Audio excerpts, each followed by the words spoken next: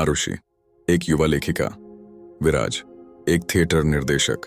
आरुषि, विराज, तुम हमेशा मेरी कहानियों को पढ़कर क्यों शांत हो जाते हो? क्या मेरे शब्दों में भावों की कमी है? विराज, गहराई से। आरुषि, तुम्हारी कहानियों में भाव तो सागर से भी गहरे हैं। यही मेरी समस्या है। आरुषि, समस्या? विराज, हाँ, ये जो तुमने नया नाटक लिखा है, बीता हुआ कल, ये मेरी और तुम्हारी दास्तान है ना? हर संवाद, हर दृश्य, वह झूठ है जो हम वर्षों से एक दूसरे से बोल रहे हैं। आरुषि, आंखें फेरते हुए, यह कल्पना है विराज। लेखक अपनी पीड़ा को कागज पर नहीं उतारते, वे उसे नया रूप देते हैं।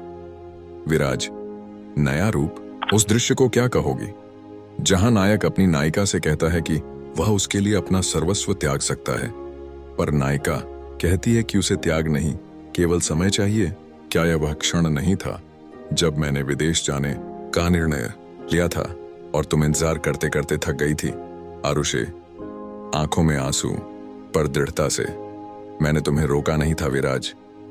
मैंने सिर्फ इतना कहा था कि हमारी मोहब्बत इतनी कमजोर नहीं होनी चाहिए कि वह कुछ वर्षों की दूरी न सह पाए। पर तुम गए और फिर वापस नहीं आए। विराज, मेरा लौटना असंभव था। आरुषि, वहां उस परदेश में मुझे पता चला कि तुम यहां किसी और की जीवन संगिनी बन चुकी हो। क्या तुम चाहती थी कि मैं लौटकर तुम्हारी अधूरे प्रेम की छवि को हर दिन देखता रहूं? आरुषि, धीमी टूटी हुई आवाज में, वह मेरी मजबूरी थी विराज, मेरी बीमार मां, उनकी अंतिम इच्छा। तुम इतने आत्म केंद्रित कैसे हो सकते हो कि तुमने मेरी परिस्थितियों को जानना भी जरूरी नहीं समझा?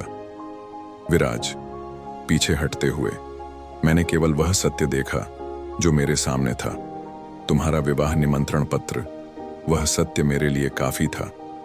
आरुषि, और मैंने तुम्हें पत्र लिखा था विराज, एक लंबा पत्र, अपनी विवशता बताने के लिए, पर तुमने उसका उत्तर कभी नहीं दिया। विराज, मेरा उत्तर तुम्हें इस नाटक में मिलेगा।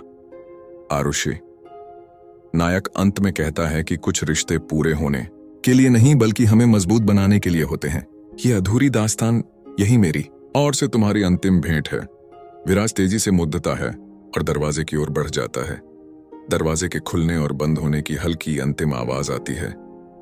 आरुषि अपनी मेज पर रखे नाटक के पन्नों को देखती है और रो पड़ती है।